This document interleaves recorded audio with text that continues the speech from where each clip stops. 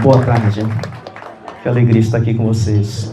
Agradecendo a tia Lu pelo convite, aos professores presentes, parabenizando vocês, pais e os alunos, que nessa data especial, de formatura, tão lindos, estão aqui para poder junto congratular com vocês. E nesse momento, obviamente, nós temos um agradecimento especial, que é o nosso Criador, Eles que acreditam em Deus, eu tenho certeza que deve toda essa gratidão e essa experiência a Ele. Existe um texto bíblico bem conhecido, eu creio que vocês todos já ouviram, Provérbios 22:6, que diz assim, instrua o menino no caminho que deve andar.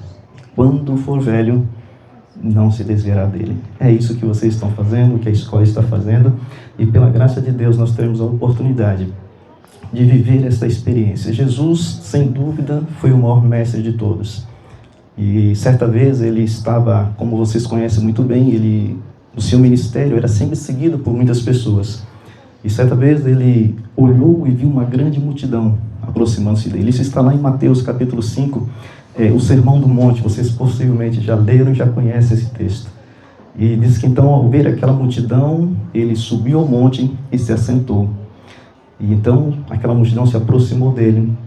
E ao sentarem ao seu redor, ele abriu a boca e começou a ensiná-los.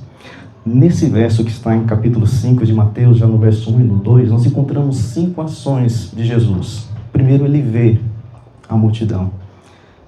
E o que eu posso afirmar a vocês, Jesus vê tudo que vocês passam para educar essas crianças.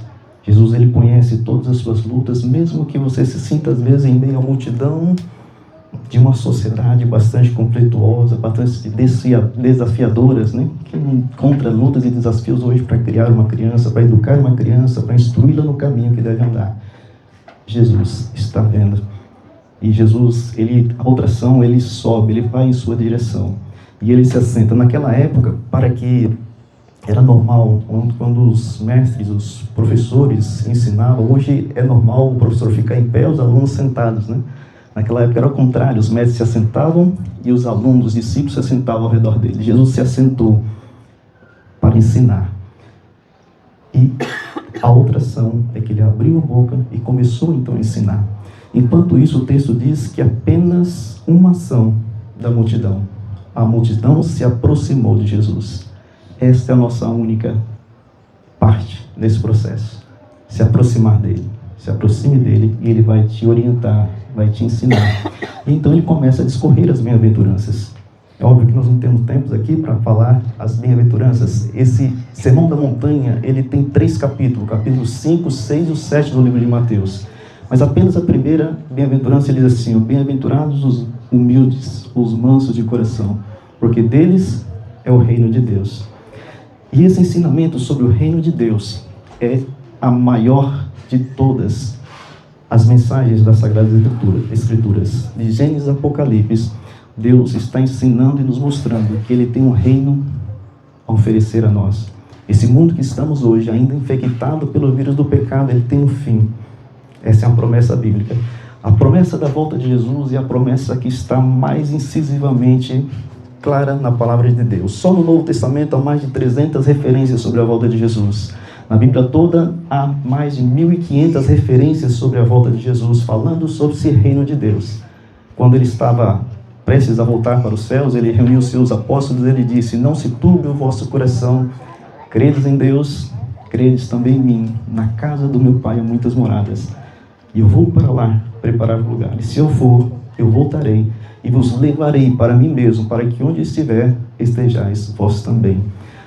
Hoje é dia de festa, formatura dessas crianças, mas a maior formatura que vocês poderão dar a seus filhos é prepará-los para esse dia da volta de Jesus. Lá no livro de Apocalipse, no capítulo 21, ele começa descrevendo, vindo novo céu e nova terra.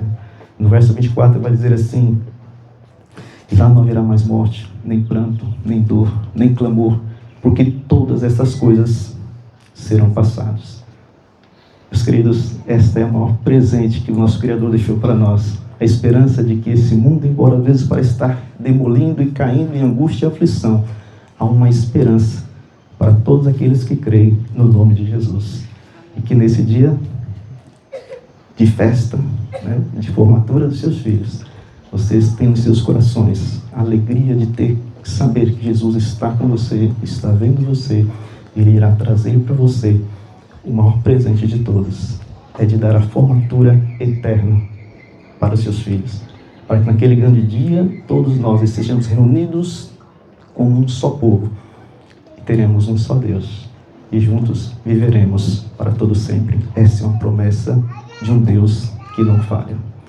Eu quero fazer uma oração com vocês. Pai querido, obrigado pelo privilégio, pela oportunidade de termos na Tua palavra a promessa de um mundo, de uma vida eterna. Quando olhamos para o nosso redor hoje, parece que isso é tão distante de nós, porque nós vivemos em um mundo infectado pelo vírus do pecado, mas a vacina já foi oferecida na cruz do Calvário. O Senhor Jesus derramou seu sangue para que todos nós pudéssemos ser curados desse vírus, e temos hoje a esperança e a graça, a satisfação, e movido pelo Teu Santo e Bom Espírito, viver na esperança do livramento eterno, da vida eterna. Essas crianças, Senhor Deus, estão aqui sendo orientadas, instruídas para ser cidadãos nesse mundo, nesta cidade, aqui em Salvador, mas sobretudo que nós possamos passar para eles as experiências, os ensinamentos para serem cidadãos na eternidade. Perdoa, Deus, os nossos pecados, limpa o nosso coração, nos batiza com Teu Santo e Bom Espírito. É a nossa oração em nome do Senhor Jesus. Amém, Senhor. Amém.